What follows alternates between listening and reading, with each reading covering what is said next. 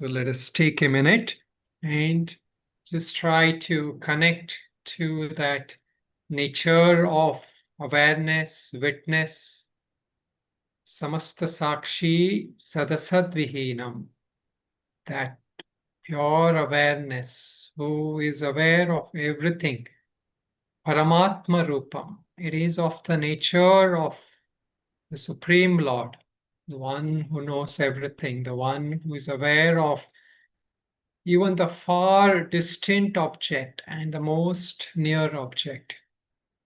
So that is that inherent ability of our own consciousness.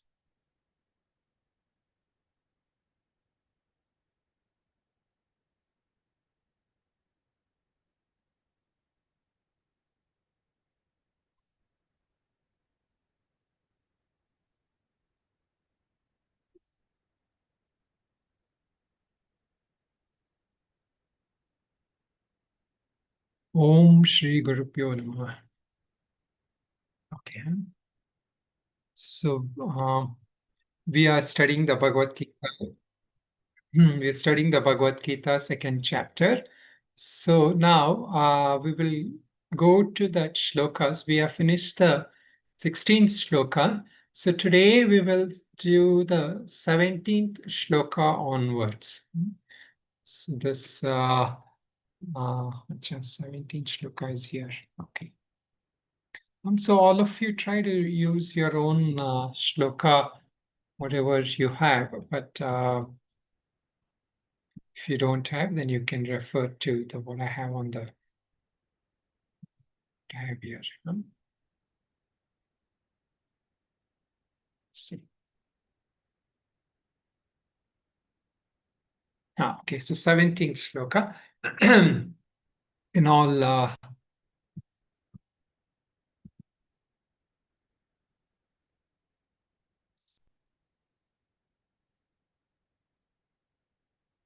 repeat after me. Avinashi tu tad vidhi. Avinashi tu tad vidhi. Yena sarvamidam tatham. Yena sarvamidam tatam. Vinashamavyayasya. Vinasamavyasya. Nakaschit kartumarhati. Nakaschit kartumarhati.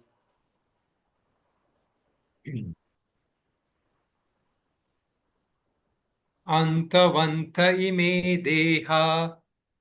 Antavanta ime deha. Nityasyokta sharirinaha. Nityasukta sharirinaha. Anashino prameyasya. Anashino prayasya. Tasmadyudyasva bharata. Tasmadyudyasva bharata. Ya enam veti hantarai. Naenam veti hantaram. Yes, chainam manyate hatam. Yasyachainam manyate hatam. Ubhau tau na vijanito. Ubhau navijanito. Ayam hanti na hanyate. Nayam hanti nahanyate. Na jayate mriyate va kadachin. Najayate mriyate va kadachin. Nayam bhutva bhavitava na bhuyaha. Nayam bhutva bhavitava bhuya. Ajo nitya shashvatoyam purano. Ajo nitya sashvatam purano. Na hanyate hanyamane sharire. Nahanyate hanyamane sharire. Okay, so now after talking about what is real, what is unreal, Now the Lord wants to expand more. So this topic about Atma, the true nature of Atma, what is self, what is not self, what is real, unreal, will go on for quite a few shlokas. And in a way, this is the heart of the wisdom part of Bhagavad Gita. That Srimad Bhagavad Gita's, that Sankhya, that wisdom, it's covered most clearly here about the knowledge of self. So here he continues with that, that when he introduced that there is, the one who knows what is real and unreal. They are the real knowers. They know the truth. They know the ultimate reality. So now, what is that ultimate reality? Here he mentions, Avinashi tu tadvidhi yena sarvam idam tatat. Avinashi. You will see sometimes in India people have names like Avinash. So what is that? Avinashi. Avinashi meaning like one who can never be destroyed. That one who can never be killed, destroyed, or done away with. To tadvidhi, recognize that essence which is indestructible. And what else? Yena sarvamidam tatam. And it pervades everything in this universe. All of this creation is pervaded by that one indestructible entity. And he goes on to say, Vinasham avyayasya. That avyaya, that imperishable entity, which is indestructible. Nakaschit kartumarasi. So nobody, no one in this world can actually ever get rid of it. I mean, like meaning destroy it. So avyaya, this word avyaya is actually used quite often when we talk about, even in Sanskrit grammar. There is some words which are called as avyayas. So those words, they don't change in their shape, meaning that like every other word in Sanskrit, especially, every other words will change. In fact, in English also, right? Like many times, not every word, but many words will change based on, like for example, here only. Here we say recognize. The first word, recognize, recognized, recognizable. See, all this means that root word is undergoing modification, right? So many words which don't go any modifications. Those words are called avyaya in Sanskrit grammar. But here, that same thing is mentioned in terms of Atma. That Atma, when it joins somebody, that what we call Strilinga, Pullinga, feminine gender, male gender, that word doesn't change. Similarly, here, that Atma, no matter whom or what it associates with, it doesn't change. That avyaya, it remains, meaning it doesn't go that what we will come to that later in that last shloka which we chanted today. That everything in the world is subject to Shadvikara, 6 modifications, but Atma is not subject to that. Okay, first let us look at the meaning of the shlokas, then we will go into that. Antavanta ime deha, nityasyokta sharirinaha. These physical bodies, they will have anta, they will have an end. Like there is a beginning date and the end date. Like when you go to some tomb or somewhere, right? They will write this person who was born on such a day.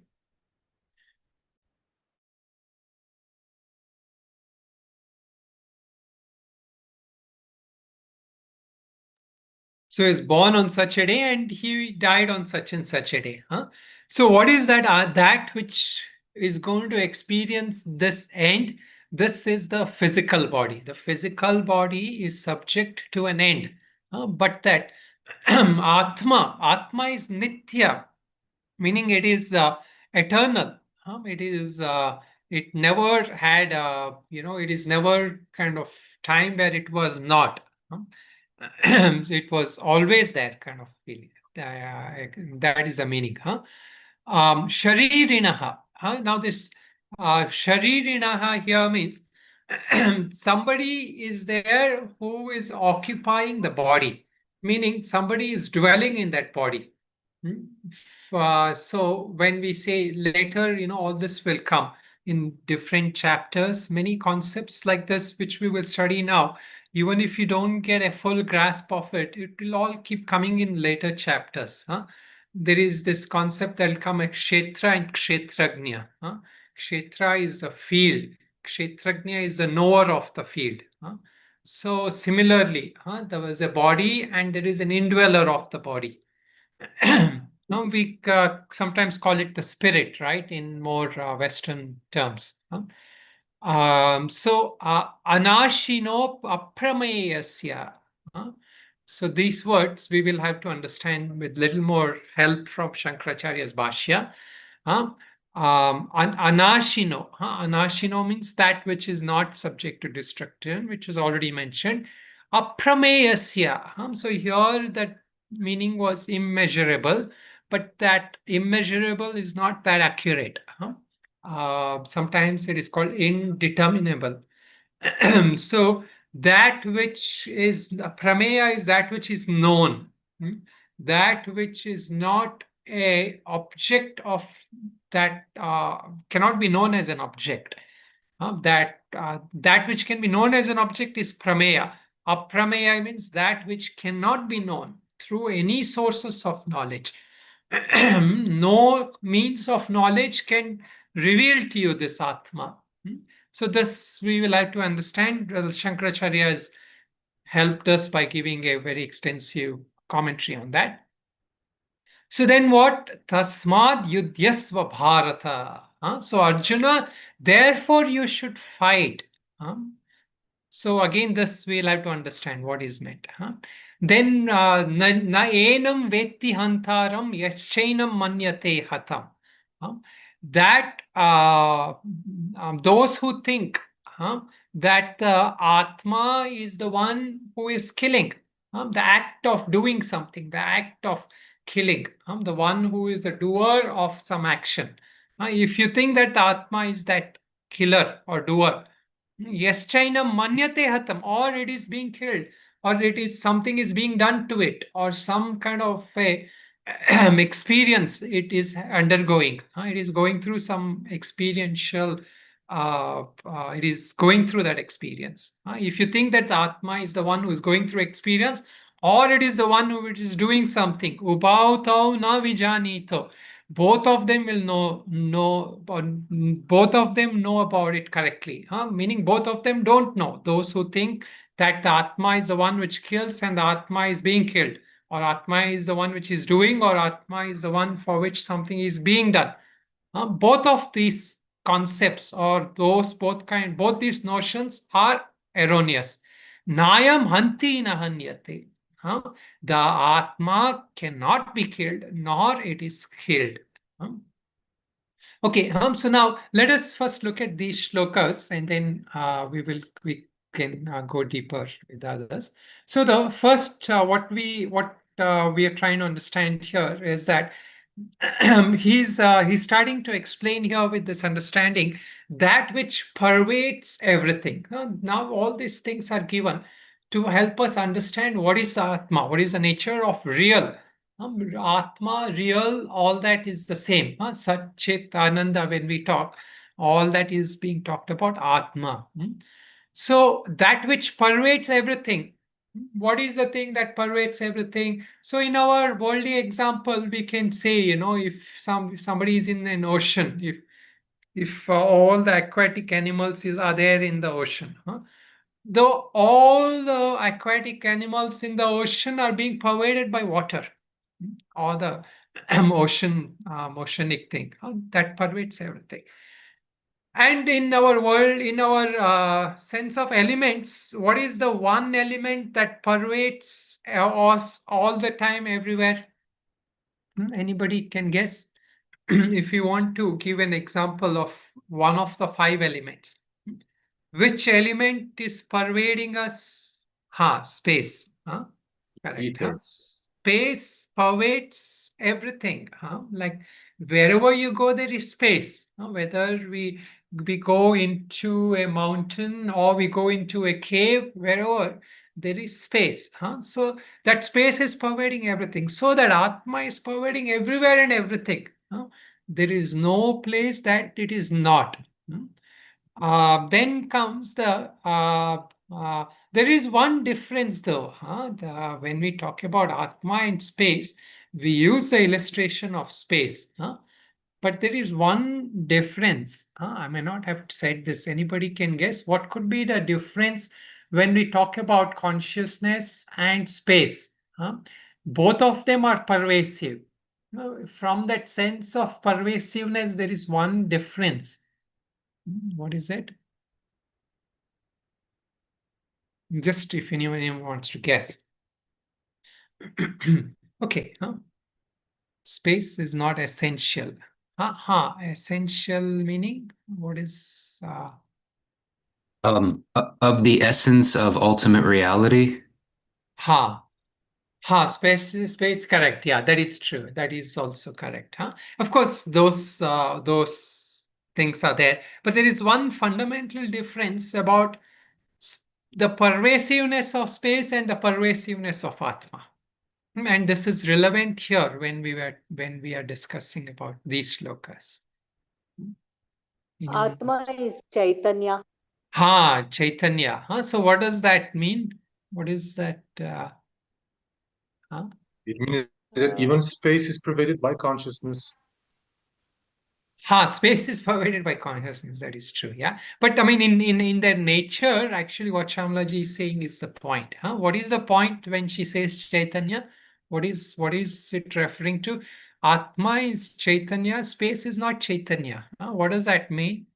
Anybody like what is the Space is not aware. Space is not aware. Space is not aware, exactly. See that word consciousness itself, when we say, right? Consciousness means it is conscious.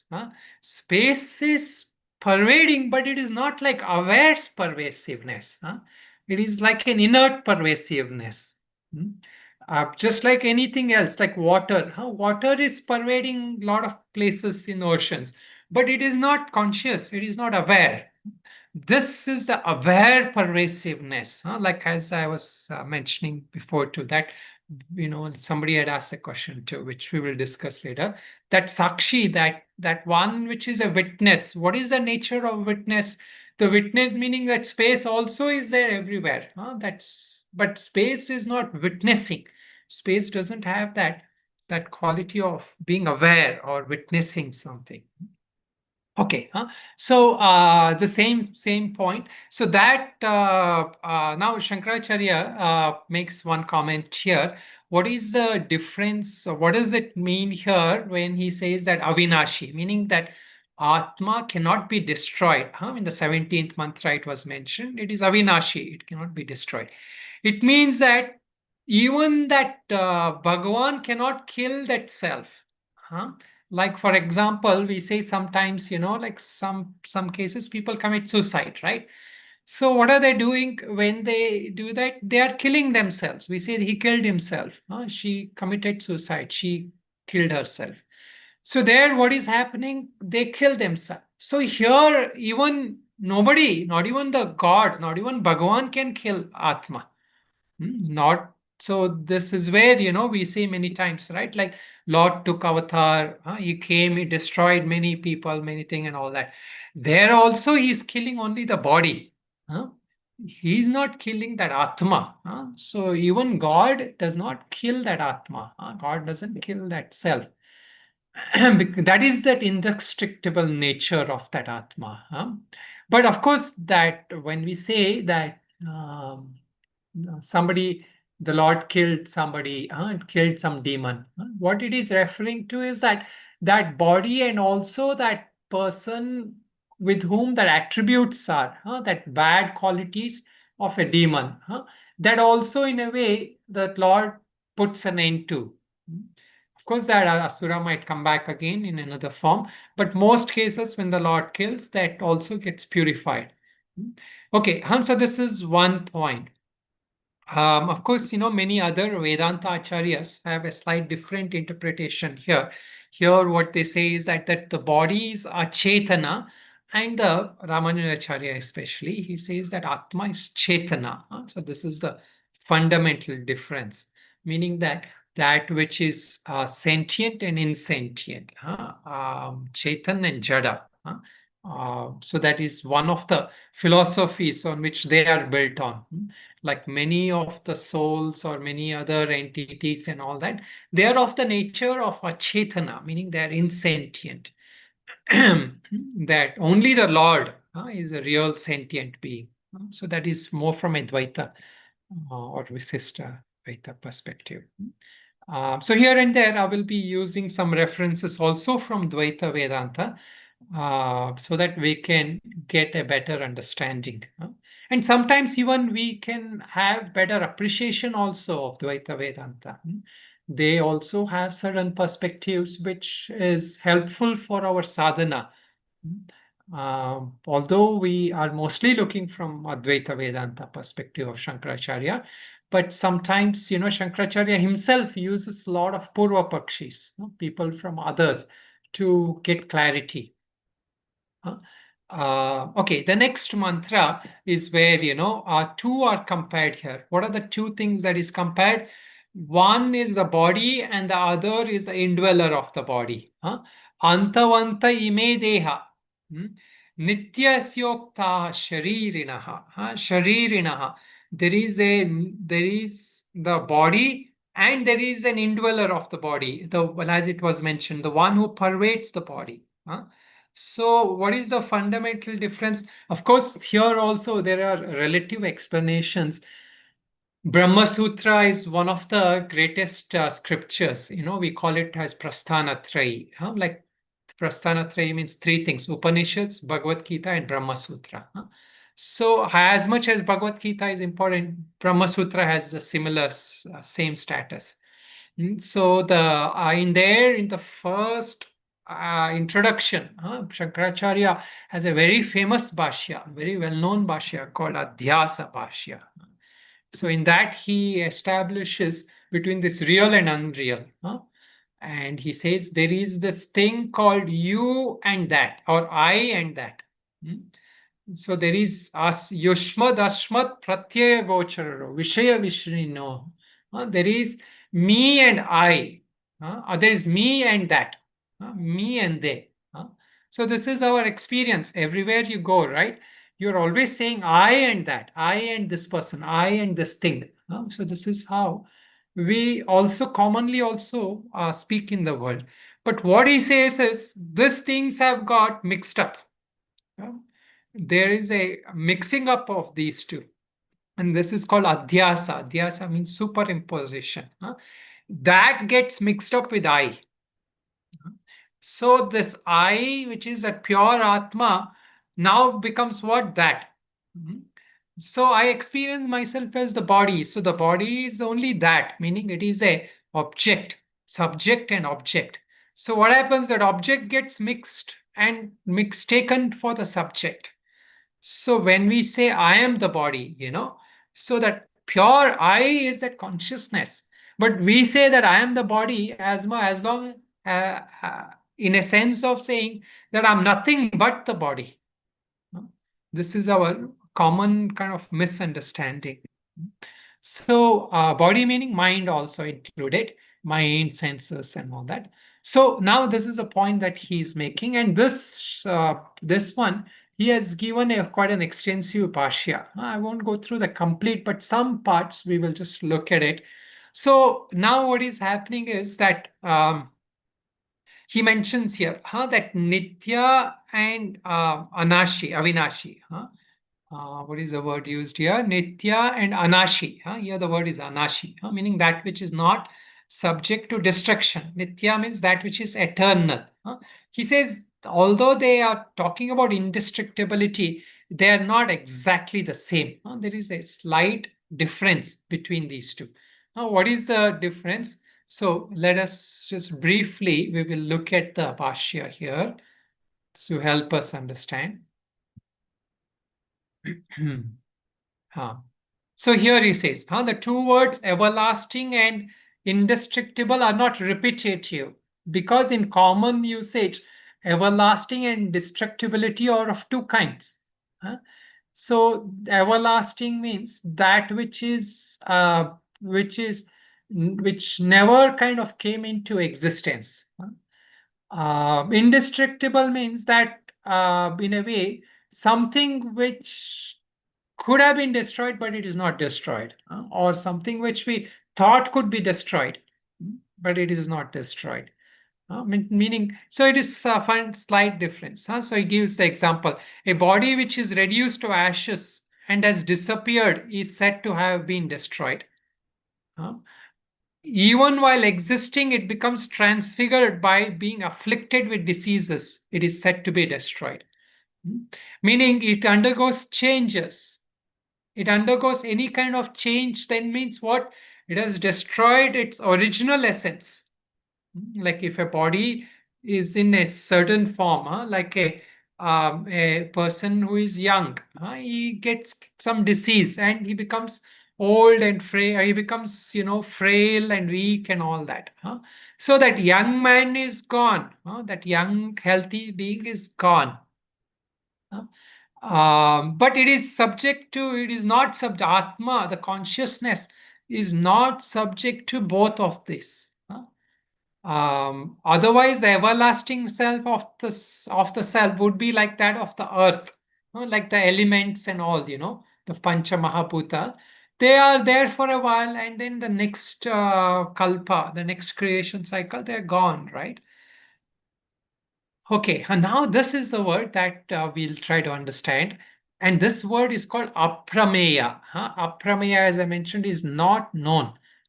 So first, let us try to understand what are the source of things through which we can know something. How can I know anything? What is my means of knowledge as an individual? If I were Pratyaksha, Anumana, Agama. No, okay. First, one by one. Pratyaksha. Pratyaksha means perception. How do I perceive things? How can I come to know of something by perception? With the senses. Senses. So the five senses primarily are the means of our knowledge. Of course, sometimes people say sixth sense and all that, but here we take all the senses. So this is one of the main means of knowledge. Now, based on this, there is another means of knowledge, and this is called anumana. Anumana is the primary one, but there is also other things. There is called anupalabdhi, arthapati, upamana and all that. But they're all based on similar things like using our intellect's deducing ability. Like how I see something. Now from what I see, I deduce something else. So like the common example I give is this, that if you have seen that one time there is rain coming and that rain wets the road. The road in front of your house got wet. Then you went to sleep. And then what happens? You didn't hear the rain, you didn't see that rain. But the next morning you see the road is wet. Then you deduce, anumana, you reason. There must have been rain.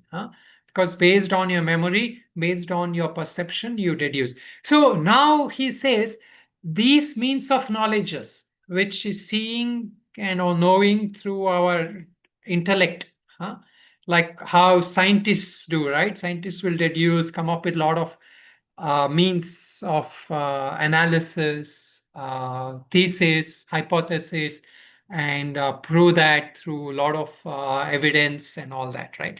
So like that, it is not Atma consciousness or the ultimate reality, that which we are talking as real, that which is talking as the truth, that cannot be known. Why is it that cannot be known? Here he says, that which cannot be determined by such means of knowledge as direct perception.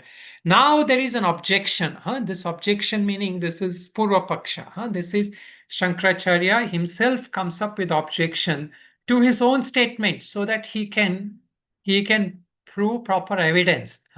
So that, or he would have heard this, somebody would have asked him this question. Is it not that the self is determined by scriptures? And before that, through direct perception.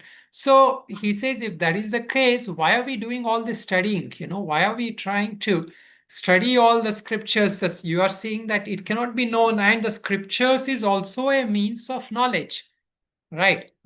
We know things through the scriptures. Then why are you saying that it is aprameya? Why is Bhagavan saying it is aprameya? So what do you have to say? So now Shankaracharya's point is this. So the first point he says is, no, because the Atma is self-evident, swatasiddha, meaning it is already established. The in that Bhashya of Shankaracharya, this is the point that he's making.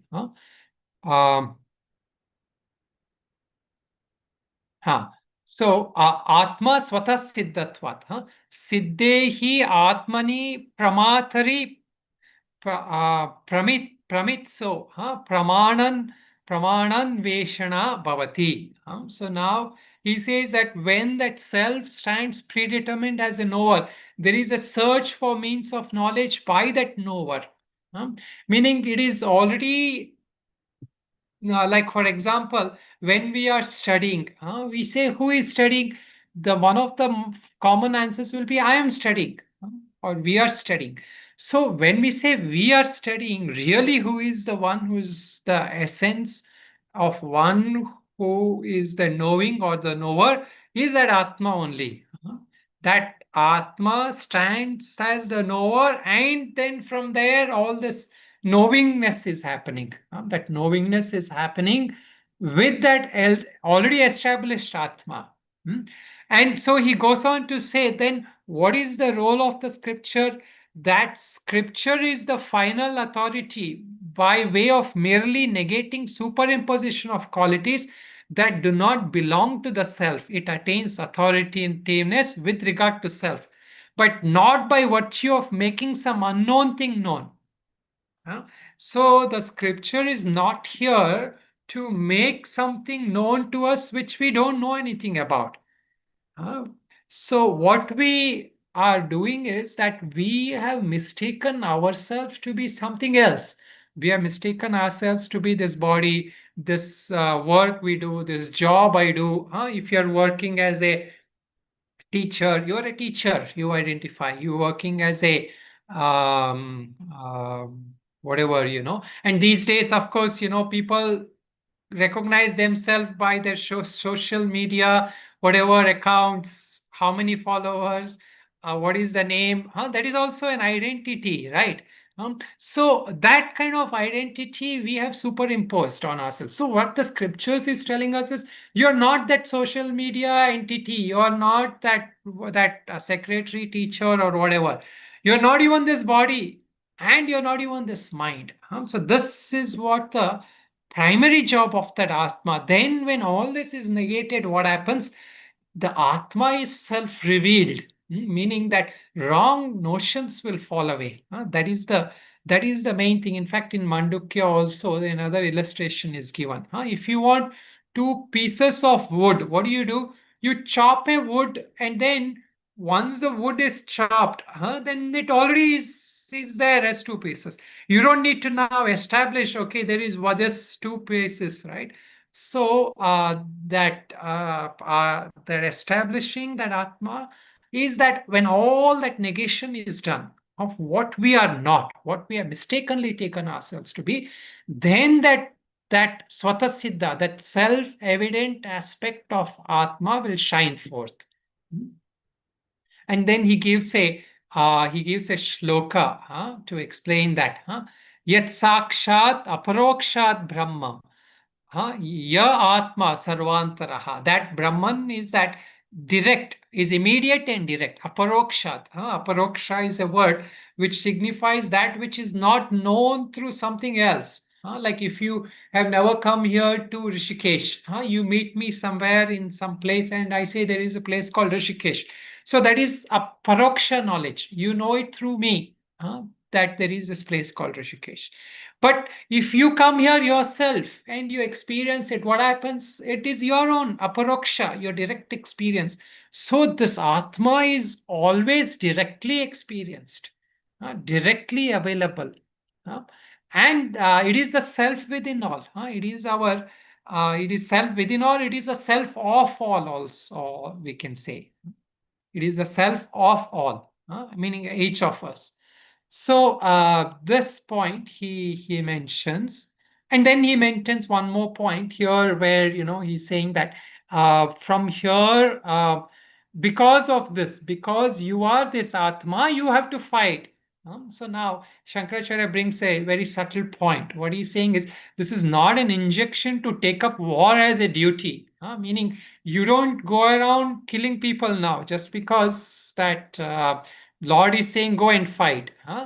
Like sometimes people say, like every religion, some religions kind of give approval for killing. Bhagavad Gita is also giving approval for killing.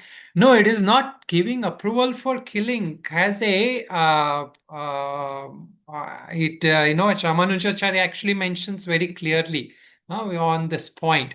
He says, he quotes that Shruti. He says, what is the real Shruti is, na hanti न हिंस्यात् सर्वभूतानि brahmano na hantavyaha.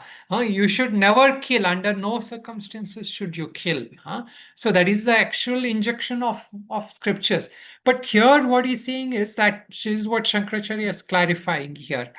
You came ready to fight this battle as your duty. Now what happens? Because of your delusion, because of your sorrow, you're overpowered by the sorrow and you're not doing your duty. So this join the battle means here it's like it is your duty. It is not a thing you have to do. You don't have to go look for battle. This is your duty, so you do. So if you are in army or if you are a doctor and you kill somebody, so there it is okay. But if you're going to go look for somebody to kill or hurt, that is not what the meaning of this is. So this point he makes it clear, and then he brings out one more subtle point where he says the scripture Gita is intended for eradicating sorrow, delusion, which are the causes of cycle of birth and death. It is not intended to enjoy action, meaning pravritti.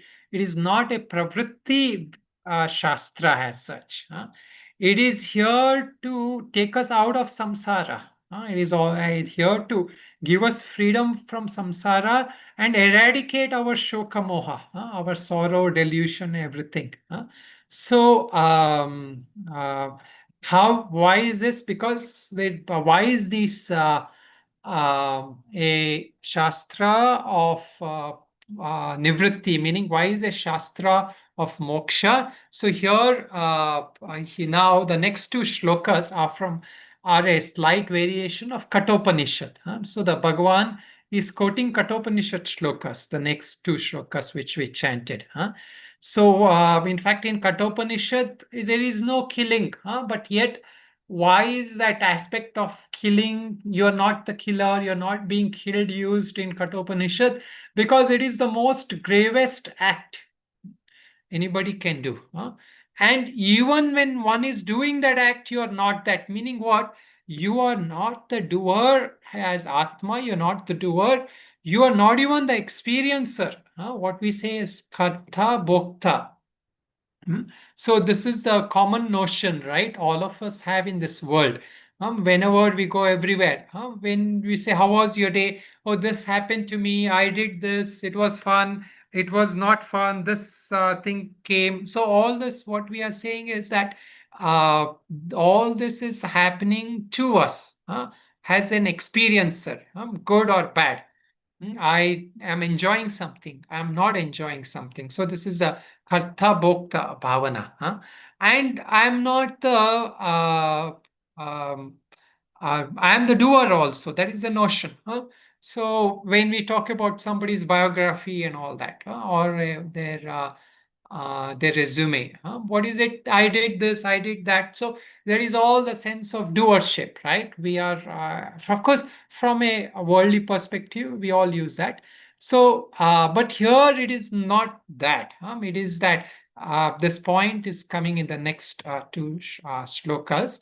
But one more point I will just mention here, which is again from Ramanujacharya, where he distinguishes between Atma um, deha. He says, meaning body. Nacha deha dehe iva pradesha beda pramatra akara beda upalabhyate ata eka rupatvena anupachayatmakatvat pramatratvat vyapakatvat cha atmanityaha. So he says the Atma is eternal because it is not divisible. It cannot be divisible. Like the body, for example, it is made of different components we call sangata. Like a example given is like a chariot. The chariot has wheels, it has the seat, it has the horses, and so all that makes up that chariot. So the body is like that chariot, made up of different components. But the Atma is not like that. It is not like divisible and made up of different. It is ekarupatvat. It is of one form, meaning even that form is not there. But for lack of proper words, we use form, one form compared to in order to distinguish from different forms. So, and then it is the pramatra, he says. It is the knower, meaning it pervades everything. Compared to the body. The body is an experiencer of everything. The body and mind has this aspect of experiencer. So, in fact, we will discuss this when we come to Karma Yoga. The first teaching of Karma Yoga is that you do action without seeking result. What is that when we say you don't seek result? What is it that you are asked to give up? Like when we, this is the thing which will come, like what I explained now, based on what I explained now, what is it that we have to give up when we say that I will do action, but I will not expect results?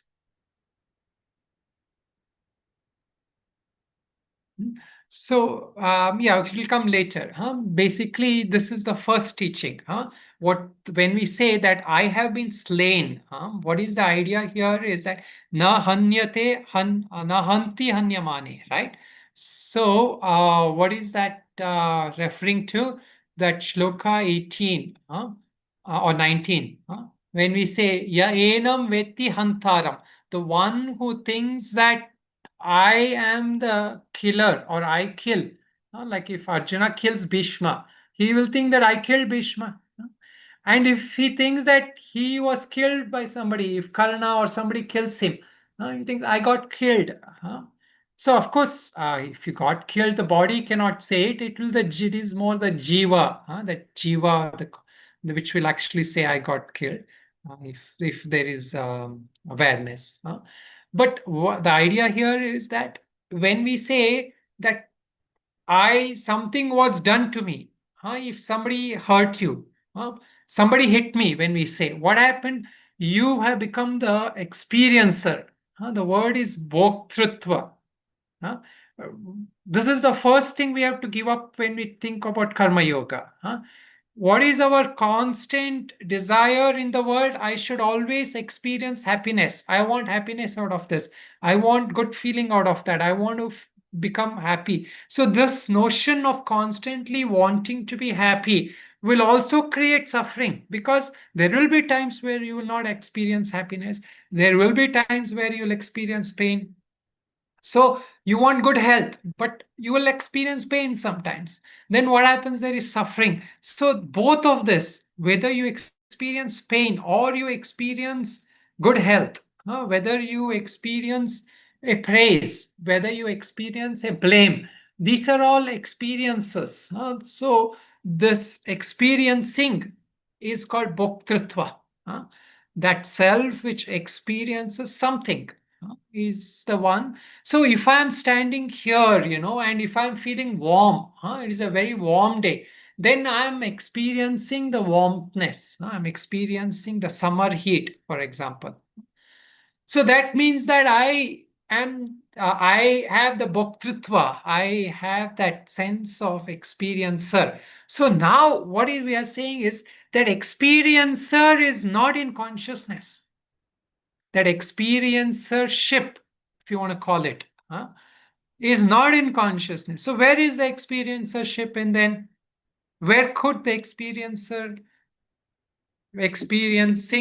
come? In what aspect of us can that come in? Mind. It comes in the mind, especially in the mind, but it will also come in something else also. Buddhi. Intellect. Jiva. Sense. It will come in the jiva mostly. So that is where, that sukshma sharira we say, right? So this is what, will come in the jivatva bhava. And most importantly, in the jiva will come that sense of doer-ship. See, this thing of doer-ship, kartritva bhavana. We are always experiencing that I'm doing this, I'm doing that. So the sense of experiencing and doing is a constant aspect of ourselves. Okay, so we will take up the next sloka in the next class. There are a few more points in regard to this.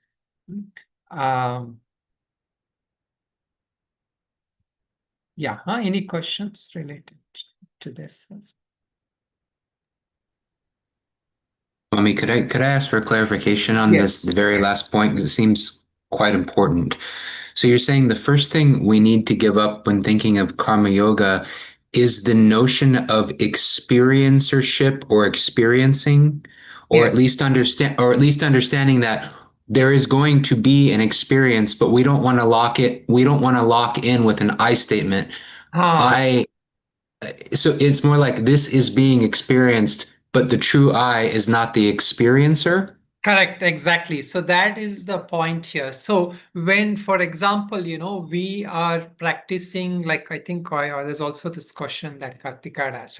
So when we are witnessing something, when we say I'm witnessing something, so what is happening when I witness something generally? Like if I have a thought of an ice cream or something I like come into my mind, then what happens immediately? I get identified with that pleasure of having an experience. So mentally, I enjoy that experience. Then I'm no longer that observer of that experience. I become the experiencer, and I even become the doer by going out and buying an ice cream and eating it. So what was originally just an intention to watch became an experiencer by a thought. And that thought led me to a feeling of pleasure, positive thing. So that experiencer is in the mind actually, but that when that witness, that I, which is just a witness, says that I am enjoying this or I don't like this, then what happens? It has that superimposition has happened. So there, that identification has gotten mistaken. So that both the sense of doership and that is a mistaking that I. So for example, to take it much more profoundly as a practice is that if you are experiencing some emotions, the Vedanta's way is you just remain an observer of whatever emotions comes to your mind. That let's say it's anger. So when anger comes, the common notion for a person is that I am angry. So what does it do when I'm angry? I need to do something. Like you see, especially ragadvesha, when you're angry or when you're happy, both of them will cause, when you have a desire, when you have an aversion, both of them will lead that I to do something. So you experience that ragadvesha. and then you want to do something about it. So this practice of Vedanta is that you first remain an observer to whatever emotions you're experiencing. When you say I am angry, then you already identified with that. So the idea here is to remain as an observer and say that anger is going through my mind, or the emotion of desire or craving has come through my mind. But I am not affected by it. I am not caught up in that. So, of course, that takes practice and knowledge to stabilize in that. But as you get established in that, then that experience will just come as an experience and go without pulling in that I into that experience. So this is where that what was that question? Kartika's question. Witnessing. Yeah. Awareness and witnessing. Do they also fall under doership, enjoyership? So awareness and witnessing in its pure form is not. But what happens is that because we are not established in that knowledge yet, then most times what happens when we are in that state of witnessing and awareness, we get identified with that object of our awareness. We get entangled into that object. And then what happens? That which was pure consciousness now has become ahankara. So that ahankara is that, see, that ego, there is a better way, even that what Michael's question, the inherent in that ego is the doership and enjoyership. So as long as you are experiencing the doership and enjoyership, then you are not a witness really. But here is one more point. This is where, that when we said that Atma is the knower, in that other shloka Shankaracharya was saying, Atma is the knower. So it doesn't need to know really in its pure sense. So here a beautiful illustration Ramana Maharshi gives. He says that there is somebody who is a thief. He goes and robs at night, and he does some stealing. And next morning, when he comes back, he's actually a policeman. So he was a thief at night. He's a police. So now he's going to look for the thief who did that stealing. So who was that thief? That thief was that same person. Who was that police is the same person. So when we are looking for that Atma, when we study, when we do all the things, we are actually like the policeman looking for the thief. But that policeman and the thief is the same person. But the only difference is that that thief is that ego in this sense here, who is identified. That thief is acting out of unawareness. Thief is like an unconscious entity who is identified with the body and mind and all the samskaras. So what then we take on the sattvic buddhi, that sattvic ahankara. I become a sadhaka, I become a shishya, I become a student. These are all sattvic ahankaras. These are also ahankaras.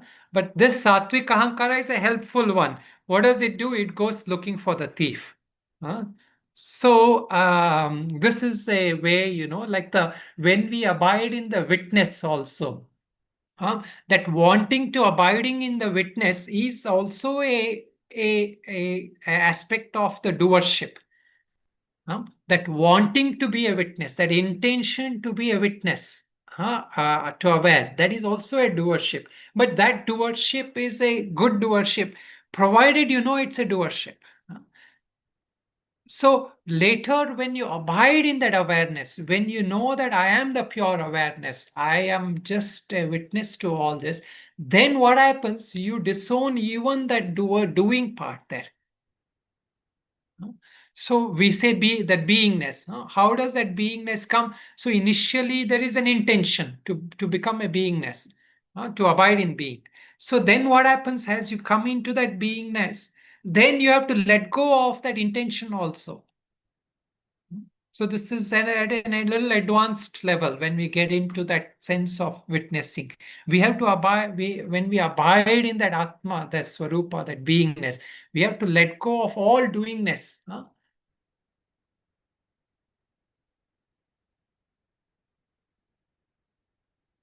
Any other question related to this?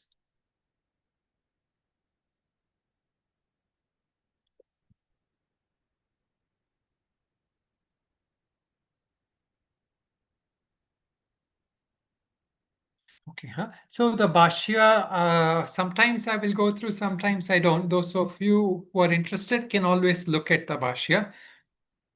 I'll some aspects, some mantras where the Bhashya is important, I will definitely go through it. Huh?